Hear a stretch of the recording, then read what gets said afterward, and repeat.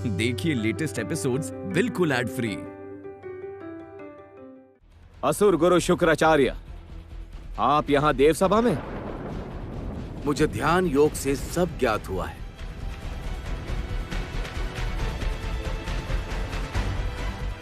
देवी, मैंने आपके प्रति जो अन्याय किया है, अब उसका प्रायश्चित करना चाहता हूं। मुझे एक अवसर दीजिए। आप ऐसे भी हमारे पास असुर कन्या के रूप में पूजित होती हैं, इसलिए मैं स्वयं आपके पिता के रूप में जन्म लेकर आपकी पूजा को प्रचलित करने का प्रयास करूंगा। ऐसा नहीं हो सकता असुर गुरु, आपका कदापि विश्वास नहीं कर सकते हैं हम। देवगुरु, आप मुझे इस तरह से अपमानित नहीं कर सकते। कौन से सम्मान का कार्य आपने अभी तक किया है असुर गुरु शुक्राचार्य? सर्वदा आपने असुर शक्ति का देवताओं के विरुद्ध ही प्रयोग किया है। यही मेरा धर्म है। असुर गुरु होने के नाते यह देखना मेरा कर्तव्य है ताकि कोई वंचित ना रहे। मैंने वो ही किया देवगुरु। ओह, तो यही कर्तव्य पालन के लिए आप देवी के पिता के रूप में पृथ्वी लोक में जन्म लेना चाहते हैं, पुनः देवताओं के विरुद्ध षड्यंत्र रचने का प्रयास करना चाहते हैं। देवगुरु, मैं भृगुपुत्र शुक्राचार्य, मैं जो करता हूँ छिप कर नहीं करता। मैं जो बोलता हूँ सामने बोलता हूँ। मैं कभी छल का आश्रय नहीं लेता। असुर गुरु ने सही कहा है देवगुरु। मैंने कभी उन्हें छल का आश्रय लेते नहीं देखा। वो अपने कर्तव्य के विषय में सचेत है, इसलिए पृथ्वी लोक में पिताश्री के कर्तव्य का भी पालन करेंगे। और वैसे भी मानव रूप में हमें कोई भी पुरानी स्मृति स्मरण नहीं रहेगी, इसलिए आप सब असुर गुरु को अनुमति दे देवगण।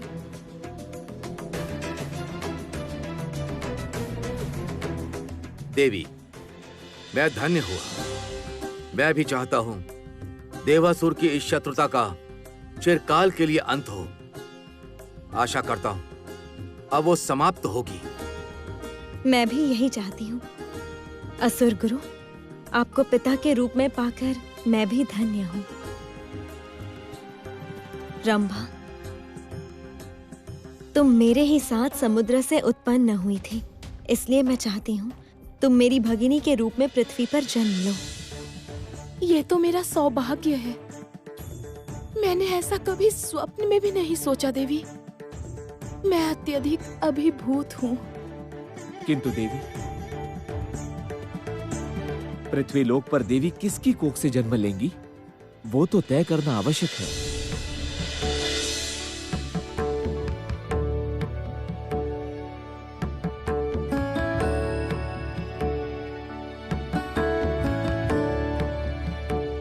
मैं धारण करूंगी देवी को अपनी कोख में। देवी जैसी पवित्र शक्ति को मैं धारण कर पाऊंगी। पृथ्वी पर मेरी गंगा रूप में पूजा होती है। मैं वहाँ सबकी माता हूँ। प्रणाम माता। मेरा सौभाग्य है जो मैं आपको माता के रूप में पाऊंगी। तो अब देर क्यों देवी, पृथ्वी लोक पर जाने के लिए यात्रा आरंभ कीजिए। असुर गुरु, पहले आप पृथ्वी पर जाएंगे। वहां जाकर एक ऐसे राज्य की स्थापना करेंगे जिसके अधीन शेष समस्त राज्य होंगे। वही होगा देवी, वही होगा। सभी को मेरा प्रणाम।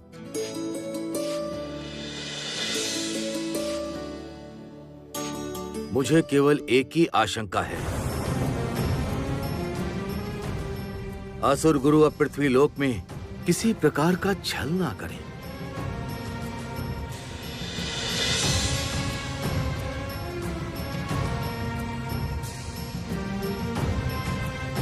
नारायण नारायण, उसके लिए मैं रहूंगा देवगुरु।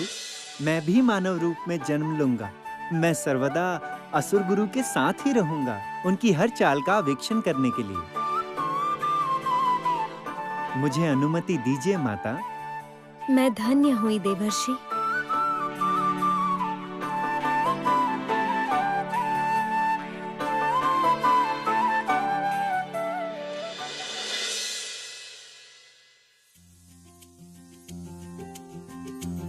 पुरंदर, तुम केवल मेरे प्रधानमंत्री नहीं, तुम मेरे प्रधान सहचर हो।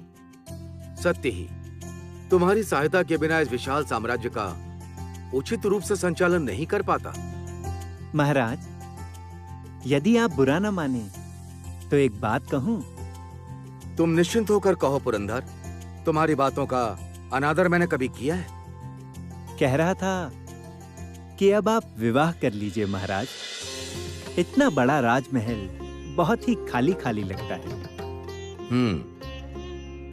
बात तो तुम्हारी सही है, किंतु विवाह के योग्य स्त्री कहाँ है? मैं तो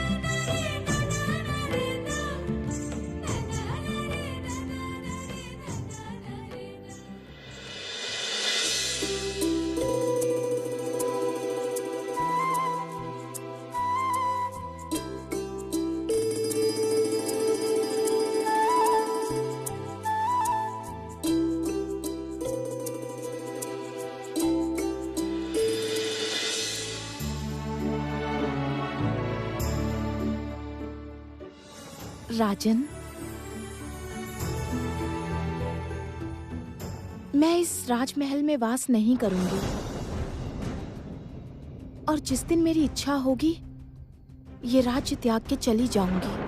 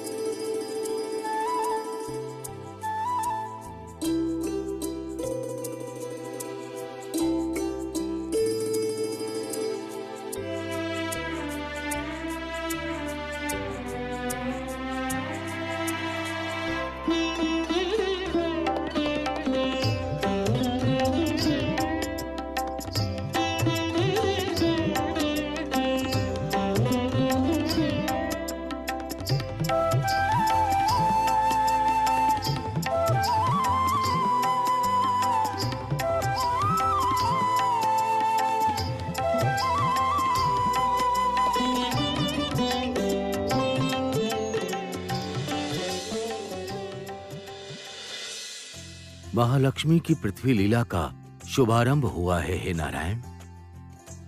अब उसकी पूजा आरंभ होते ही हम निश्चिंत हो जाएंगे। मैं उतना निश्चिंत नहीं हो पा रहा हूं हे प्रजापति। अलक्ष्मी किसी भी समय किसी भी कौशल का प्रयोग कर सकती है। जब तक अभी वो निरव है तब तक वो किसी कौशल का प्रयोग करेगी ऐसा मुझे नहीं लगता।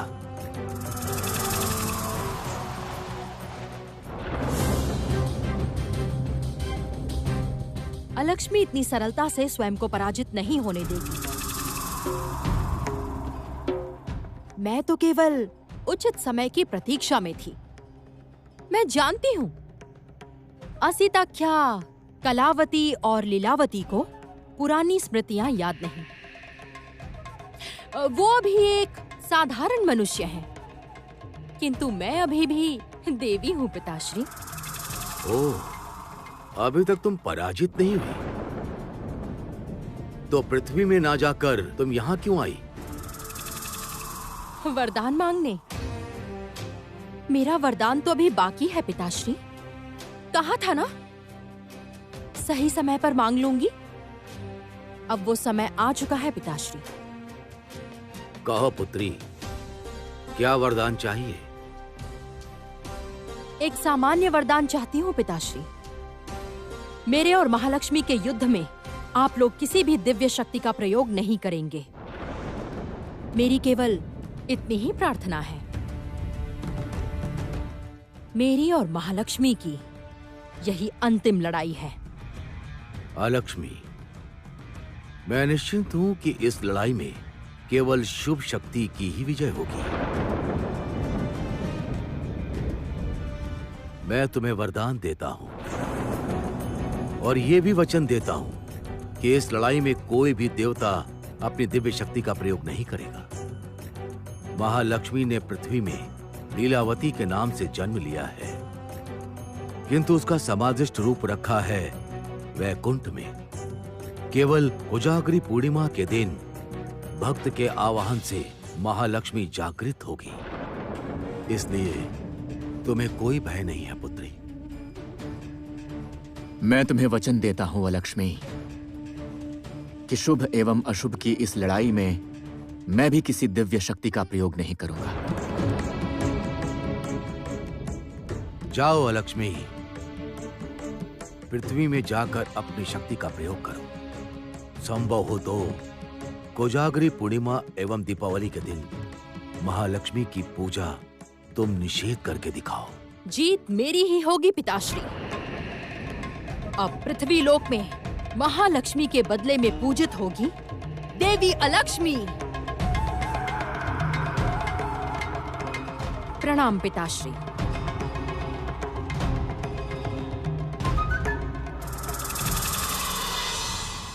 इस बार की लड़ाई इतनी सहज नहीं होगी हे प्रजापति। ऐसा लगता है लीलावती को बहुत कष्ट सहने होंगे।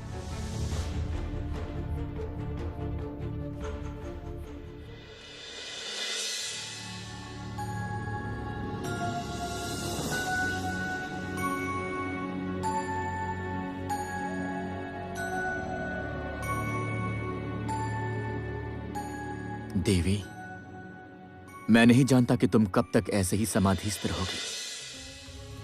एकमात्र तुम्हारी मानव रूपी लीलावती यदि अलक्ष्मी को विदा करके तुम्हारा आवाहन करती है तभी तुम जागृत होगी, और यदि वो ना हुआ, लीलावती यदि असफल रही, अलक्ष्मी यदि अपनी पूजा का प्रचार करने में सक्षम रही, तो मैं तुम्हें चिरकाल के लिए खो दूंगा देवी। किंतु नहीं, मैं ऐसा नहीं होने दूंगा, कदापि नहीं।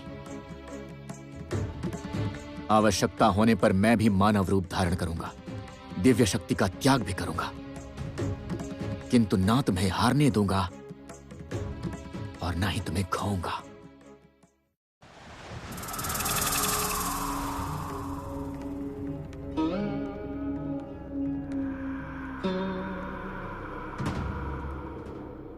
तो यही है राजा असिताख्या का राज्य। हाँ देवी।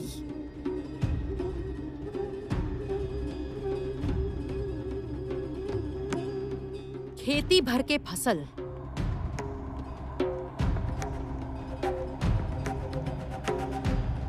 पेड़ भर के फूल फल,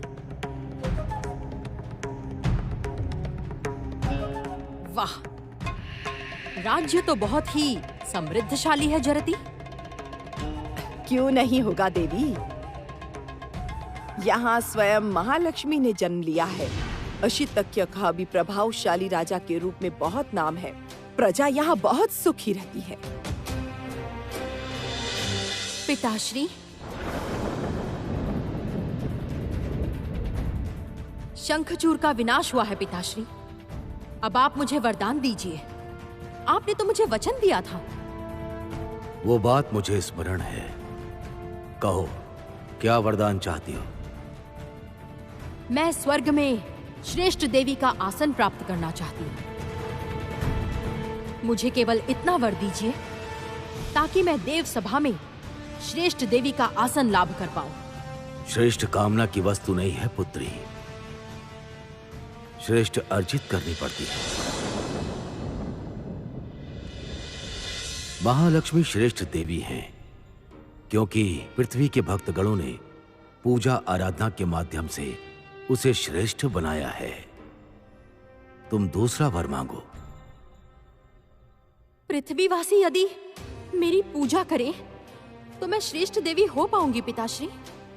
अवश्य हो पाओगी। ये सब फल फूलों वाला पेड़ मैं उखाड़ दूंगी जरती। तभी तो सब आपसे भयभीत होंगे देवी। आपको स्मरण करेंगे, भक्ति भी करेंगे। भय से भक्ति करेंगे जरती। धाम सा बजाओ जरती। मेरे तांडव नृत्य आरंभ करने का समय आ चुका है। जो आज्ञा देवी।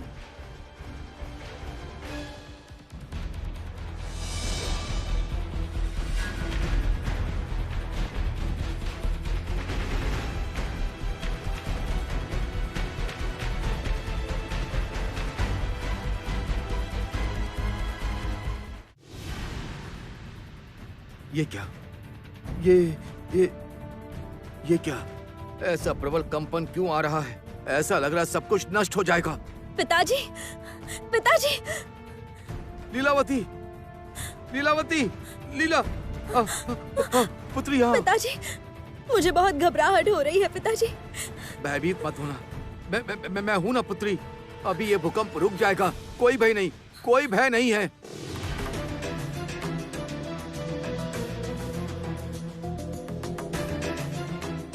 सुधारा बहुत ही कठिन दायित्व देकर गई है मुझे। किस तरह दोनों कन्याओं को बड़ा किया है वो ईश्वर ही जानते हैं। पिताजी, ऐसा क्यों हुआ? मुझे कुछ पता ही नहीं चला। अचानक ऐसा कंपन, लगा जैसे कोई बड़ी विपदा आने वाली है। पिताजी, आप सावधान रहना पिताजी। पागल लड़की, ऐसी लक्ष्मी रूपी कन्या जिसके भाग्य में हो उसका कुछ अशुभ हो सकता है? जानती है पुत्री, मेरी चिंता तुम दोनों बहनों को लेकर है। माँ का स्नेह प्रेम क्या एक पिता पूरा कर सकता है क्या? बस आप फिर शुरू हो गए। माँ की याद आ गई ना। भुवनजय महाराज असितक्ष्य की आंखों में आंसू शोभा नहीं देते। विश्वास कीजिए, माँ कितनी मूल्यवान है वो मैंने कभी नहीं समझा, किंतु इतना समझ गई हूँ कि आप हमसे अपने प्राणों से बढ़कर प्रेम करते हैं। आप हमारे पिता भी हैं और हमारी माता भी।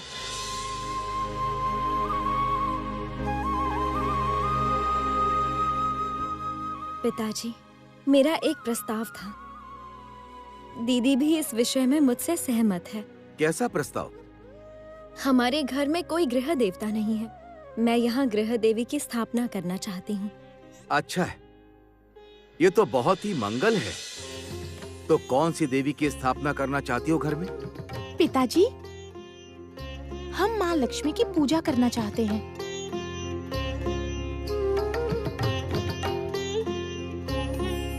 आप आप यदि अनुमति दें तो कल ही मूर्ति की स्थापना करेंगे। ठीक है, तुम्हारे प्रस्ताव में मेरी पूर्णतः सहमति है। मैं आज ही पुरंदर महाराज, को सर्वनाश हो गया। पुरंदर, क्या हुआ है?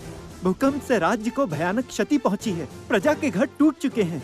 खेत में चारों ओर आग लग गई है। प्रबल बाढ़ से समस्त गांव डूब गए हैं। हाहाकार मचा हुआ है महाराज।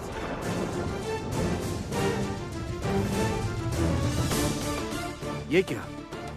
तुम ये क्या कह रहे हो पुरंदर? चलो चलो, शीघ्र चलो, मुझे अभी प्रजा के पास जाना होगा। चलो आओ।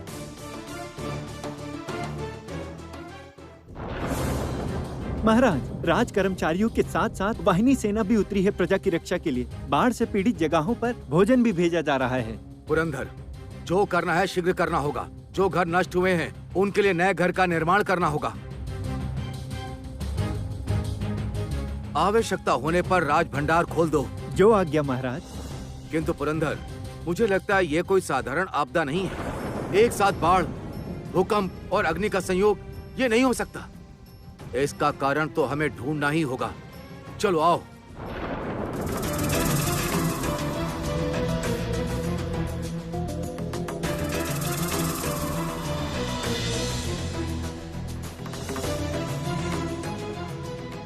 जय हो राजा असितक्ष्य की।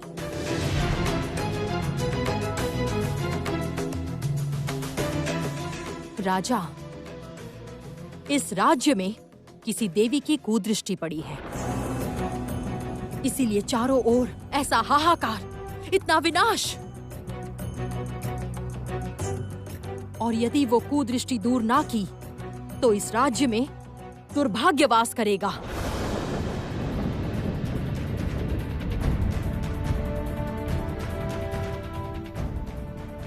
आप कौन? आपको तो पहले कभी नहीं देखा इस राज्य में। कौन है आप? मैं योगिनी हूं। बहुत दूर के एक तीर्थ स्थान से दिव्य आदेश अनुसार यहां आकर उपस्थित हुई।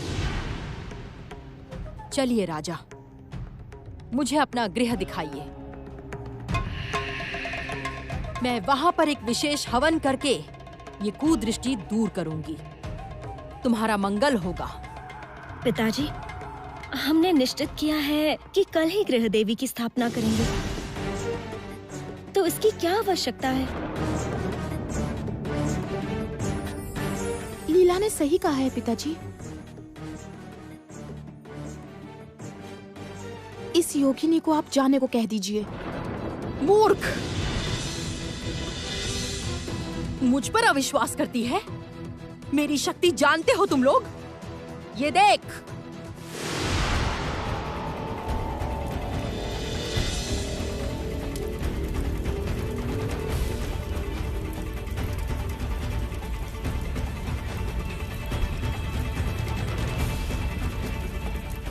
मेरा अपमान करने का अर्थ है सर्वनाश, महासर्वनाश। देवी, देवी आप प्रसन्न होइए। मेरे साथ राजगृह में चलिए। वहां आप जो साधना करना चाहती हैं वही कीजिए।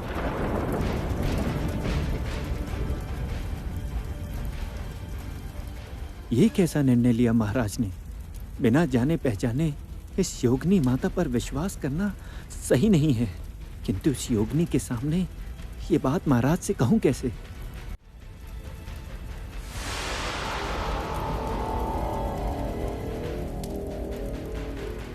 माता, लगता है आप कोई बड़ी साधिका हैं। मेरे इस बुरे समय पर आपके दर्शन पाके मैं धन्य हुआ। देवी, आप मेरे साथ राजगृह में चलिए। वहां आपकी सेवा करके मैं धन्य हो जाऊंगा।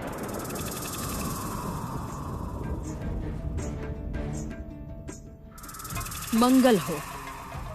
इन सब में मुझे कोई पहचान नहीं पाया और पाएंगे भी नहीं। मानव जन्म लेकर समस्त स्मृति लुप्त हुई है इनकी, इसीलिए मेरा पथ सुगम होगा।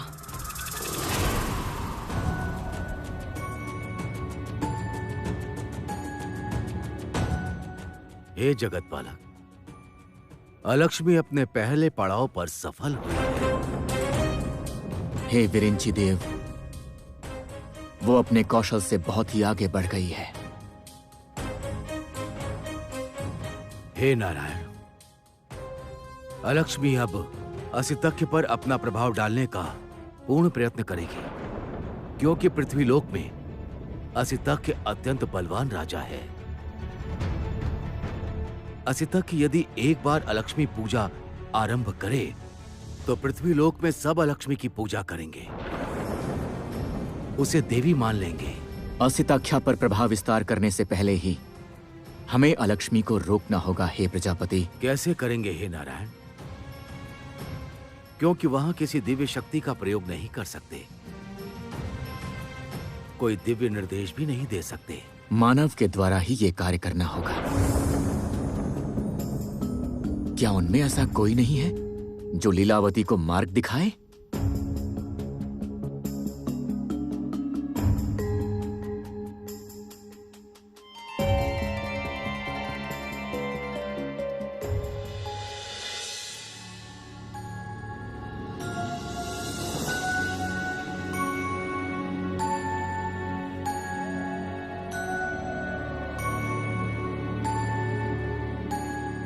हे प्रजापति, हे जगत पालक, हम भी तो मानव रूप में मार्ग दिखा सकते हैं लीलावती को। नहीं,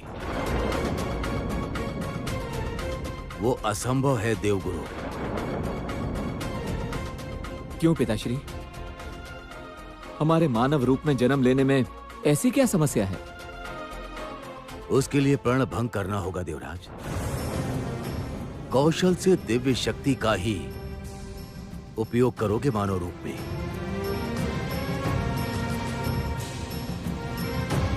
ये उचित नहीं है। तो अब और क्या उपाय है?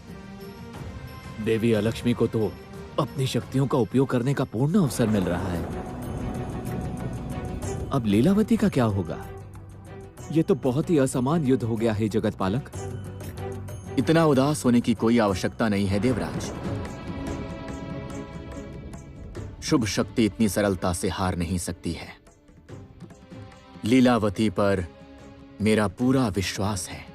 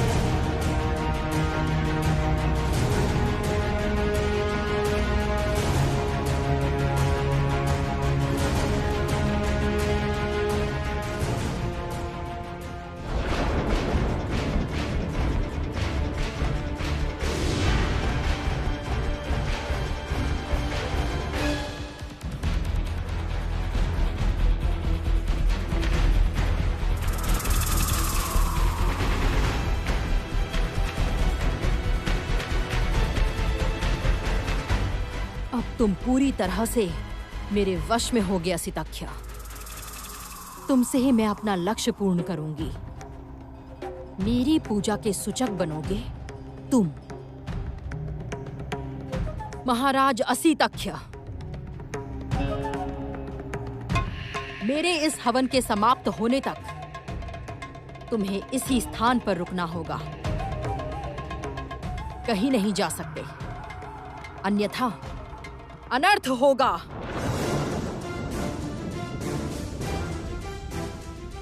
योगिनी माता, आपका आदेश सर्वोपरि है। आप हवन आरंभ कीजिए। मुझे योगिनी माता सही नहीं लग रही है दीदी। उनकी दृष्टि ही चमत्कारी है। सही कहा है लीलावती, किंतु ये बात पिताजी को समझाऊं कैसे? वो तो हमारी एक भी बात नहीं सुन रहे। जैसे भी हो, योगिनी माता की क्या योजना है वो हमें जाननी ही होगी। उन्हें गृह से निकालना ही होगा। किंतु कैसे? सबसे पहले कल ही गृह में लक्ष्मी मूर्ति स्थापित करनी होगी। मूर्ति? लीला, मूर्ति मिलेगी कहाँ? उसे हमें ढूंढना ही होगा। मुझे विश्वास है माँ लक्ष्मी अवश्य हमें रास्ता दिखाएंगी।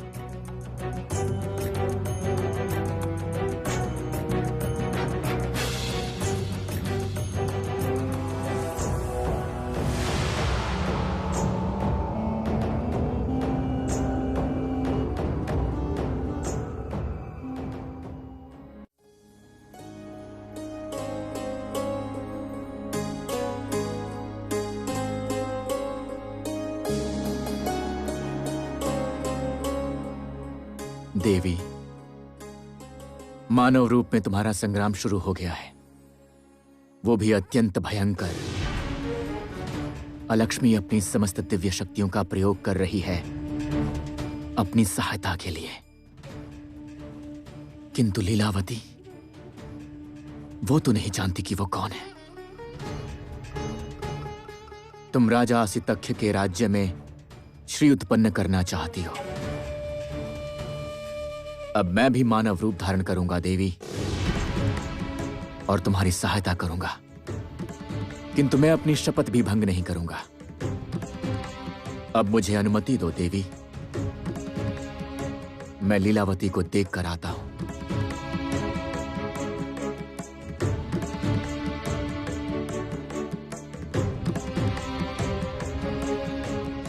लीलावती, मैं आ रहा हूं तुम्हारे पास।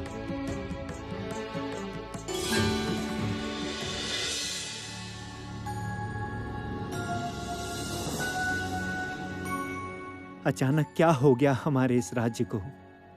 इतना सुंदर समृद्ध राज्य कैसे शमशान में परिवर्तित हुआ है? चारों ओर हाहाकार, रुदान, मृत्यु। ऐसी घटना पहले कभी नहीं घटी इस राज्य में। मैं नहीं जानता अब पुनः कैसे सब नए ढंग से बना पाएंगे। अब केवल माँ लक्ष्मी ही हमारी रक्षा कर सकती हैं।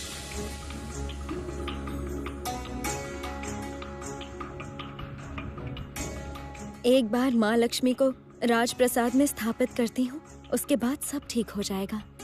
वो योगिनी तो रात भर बस हवन ही कर रही थी। उन्हें देखते ही मैं भयभीत हो रही हूँ। उस योगिनी माँ का तेज बहुत अधिक है, कोई कोमलता ही नहीं है उनमें। पता नहीं क्यों मुझे लग रहा है कि उनका कोई और ही उद्देश्य है। मुझे भी यही लगता है छोटी राजकुमारी। कल प्रसाद में लौटकर मैंने महाराज को यही बात समझाने का प्रयास किया, किंतु कोई लाभ नहीं हुआ। असल में पिताजी भयभीत हुए हैं, प्रजा की दुर्अवस्था देख दिशाहीन हुए हैं। मैं एक बार माँ की मूर्ति गृह लेकर आती हूँ, तब पिताजी अवश्य समझेंगे। ऐसा ही हो, ऐसा ही हो। रक्षा कीजिए माता, रक्षा कीजिए। सब कुछ पुनः पहले जैसा कर दीजिए। किंतु मंत्री जी, माँ की मूर्ति मिलेगी कहाँ? अब तक तो हमें एक भी शिल्पी नहीं दिखा। अवश्य दिखेगा। माँ यदि हमारी पूजा चाहती हैं, तो वो अवश्य मूर्ति का प्रबंध कर देंगी। चलिए।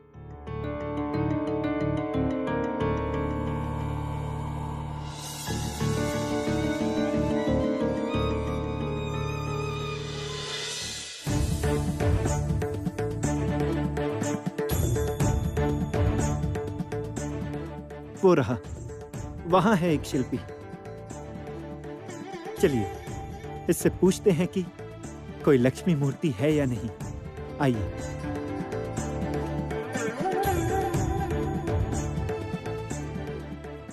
शिल्पी,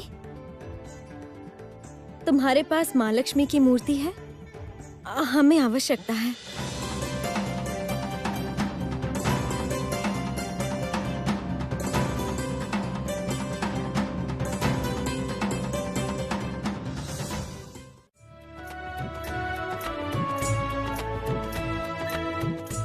राजकुमारी लीलावती, आज कितना सौभाग्य है मेरा कि राजकुमारी स्वयं आई है मेरे पास। बात मत बढ़ाओ हे शिल्पी, हमारे पास समय बहुत कम है। तुम केवल ये बताओ कि तुम्हारे पास लक्ष्मी मूर्ति है या नहीं। है, किंतु उसके लिए मूल्य लगेगा। गहना? नहीं नहीं, गहना लेकर मैं क्या करूंगा? गहने की मुझे क्या आवश्यकता है? ऐसा सामान्य दान मेरे किसी काम का नहीं है।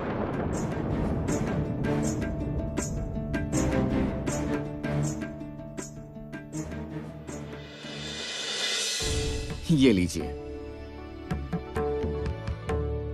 ले जाइए महालक्ष्मी की मूर्ति। सही समय आने पर मैं एक बड़ा दान मांग लूंगा आपसे। तुम किसके साथ उपहास कर रहे हो हे शिल्पी? इसके लिए तुम्हारे प्राण भी जा सकते हैं। छोटी राजकुमारी के लिए तो मैं अपने प्राण देने के लिए भी उत्सुक हूं।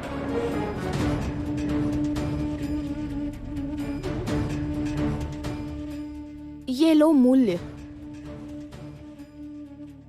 मंत्री जी, मूर्ति ले लीजिए।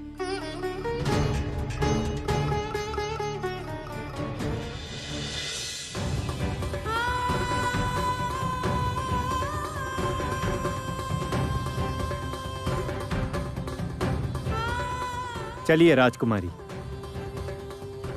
चलिए, इससे हम बाद में निपटेंगे। चल लीला।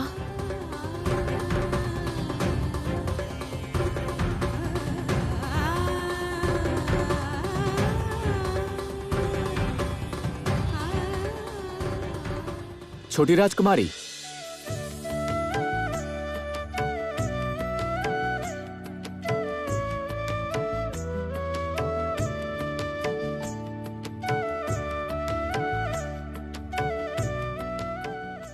ये मोहर आप लेकर जाइए।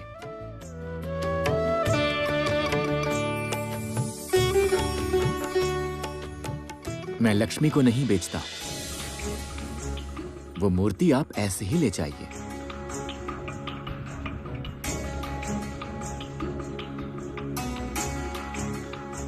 दीदी, दीदी, दीदी, ये उस शिल्पी ने लौटा दिया। कहा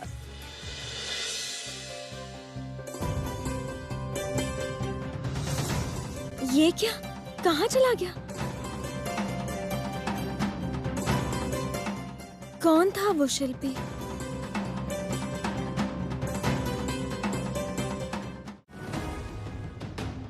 ओम ह्रीं क्लीं चामुंडाय विच्चे।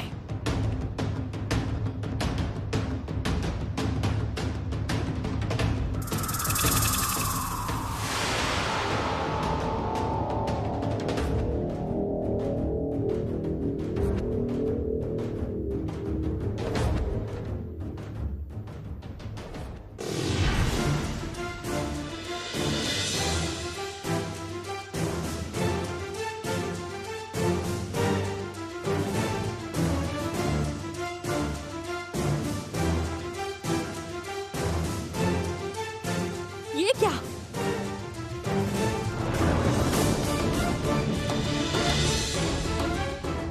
हवन की अग्नि ऐसे बुझ क्यों गई? घोर अमंगल, घोर अमंगल।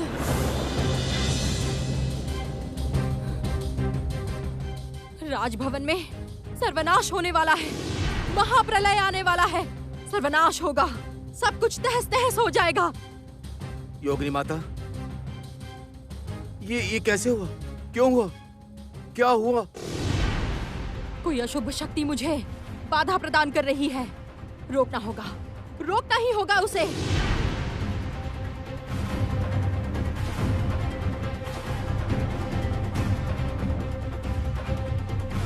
पुरंदर, पुरंदर, आदेश दीजिए महाराज। पुरंदर, अच्छे से जाकर देखो राजमहल में कहाँ क्या हो रहा है। जाओ, ढूंढ निकालो। जो आज्ञा महाराज। नहीं महाराज, किसी और से ये कार्य नहीं होगा। कौन सी शुभ शक्ति है, कौन सी अशुभ, वो समझने का सामर्थ्य सब में नहीं। मुझे ही इसे ढूंढना होगा। मैं इस राजभवन के हर एक कक्ष को देखना चाहती हूँ।